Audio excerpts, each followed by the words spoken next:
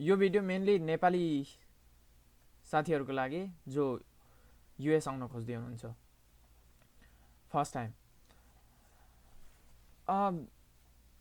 हामी यहाँ युएस आउने भनेर पुतली सडक हाम्रो दिनचर्या नै हुन्छ। 3-4 महिना 5-6 महिना कोही त 5 वर्ष 6 वर्षैदेखि ट्राई गर्नुहुन्छ युएस आउने भनेर, युएस पढ्नको लागि अनि यहीँ काम गर्ने, पैसा कमाउने, ग्रिन कार्ड पाउने अनि यतै सेटल हुने। कतिको सपना त्यही हुन्छ, कति पढ्ने अनि फर्किने भन्ने पनि हुनुहुन्छ। र फर्स्ट टाइम आउने साथीहरूलाई जब भिजा लाग्छ त्यसपछि खुसी हुन्छ, सबैलाई हुन्छ।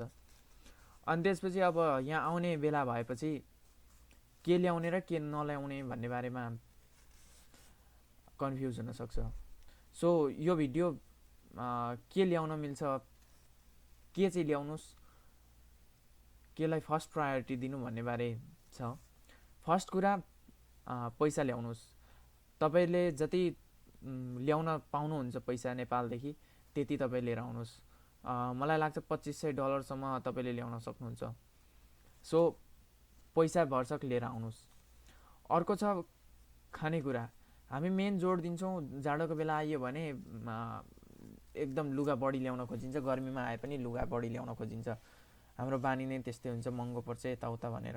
हो महँगो पनि पर्छ, लुगा ल्याउनु पनि पर्छ, तर ठिक्क ल्याउनुहोस्।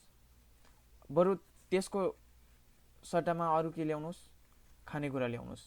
नेपाली खानाहरू, चिउरा भुजाहरू, चाउचाउहरू, अचार। किनभने यो कुरा यहाँ पाउन अलिक गाह्रो छ, पाए पनि महँगो हुन्छ।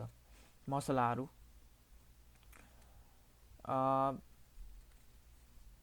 हामीलाई त बानी लागेको हुन्छ नेपाली खाना खाने। सो यहाँ आउने बित्तिकै हामीले जुन खालको एक्सपेक्टेसन राखेर आउँछौँ खानेकुरामा त्यो खाले हुँदैन। कुनैमा गुलियो हुन्छ बढी, कुनैमा नुनै हुँदैन। सो त्यस्तो खाने बानी हामीलाई छैन। सो नेपाली खाना लिएर आउनुहोस्। एडजस्ट नहुन्जेलसम्म त्यो अमेरिकन खाना खाएर त्यो पनि खान सकिन्छ। अर्को छ ट्रान्जिट धेरै भएको टिकट नकाट्नुहोस्। यदि तपाईँहरू एक्लै हुनुहुन्छ भने, साथी छ भने ठिकै छ, रमाइलो गर्दै आउन पाइन्छ। तर एक्लै हुनुहुन्छ भने ट्रान्जिट बढी भएको टिकट नकाट्नुहोस्। अनि भयो भने साथीहरूसँग आउनुहोस्, एक्लै नआउनुहोस्, किनभने बाटोमा अलिक गाह्रो हुनसक्छ भयो भने। अर्को केही सिकेर आउनुहोस्।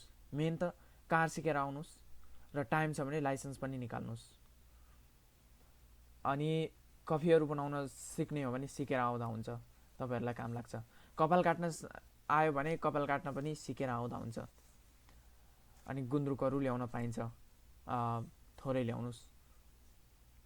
कहीँ अलिक गाह्रो पार्छ तर गुन्द्रुक ल्याउन पाइन्छ। अर्को चार्जर मिल्दैन यहाँ फोनहरूको, ल्यापटपहरूको। सो चेप्टो चार्जर हुन्छ, यस्तो चार्जर हुन्छ।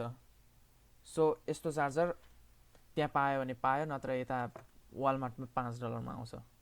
सो यो लिन सक्नुहुन्छ। फोन त्यतैदेखि ल्याउँदा हुन्छ। चार्जर डाटा केबल ल्यायो, चार्जर यस्तो किन्यो, पायो भने त्यतै राम्रो, त्यतैदेखि किनेर ल्याउनुहोस्। अर्को होमसिक हुनसक्छ। सो मेन्टली इमोसनली प्रिपेयर भएर आउनुहोस्। त्यसैले साथीभाइहरूसँग आउनुहोस्, साथीहरूसँग आउनुहोस्, एक्लै नआउनुहोस् भन्नुको कारण नै त्यही हो।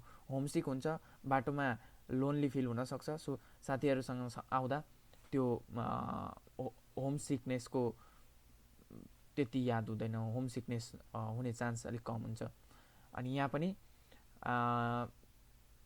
रुम पार्टनर आफ्नै साथी बनायो भने त्यो प्रब्लम आउँदैन। अर्को मेन डकुमेन्ट्स लिएर आउनुहोस्। पासपोर्ट, टिकट्स त्यो त छ नै, I-20 पनि ल्याउनुहोस्। अनि आफूलाई चाहिने डकुमेन्टहरू सबै लिएर आउनुहोस्।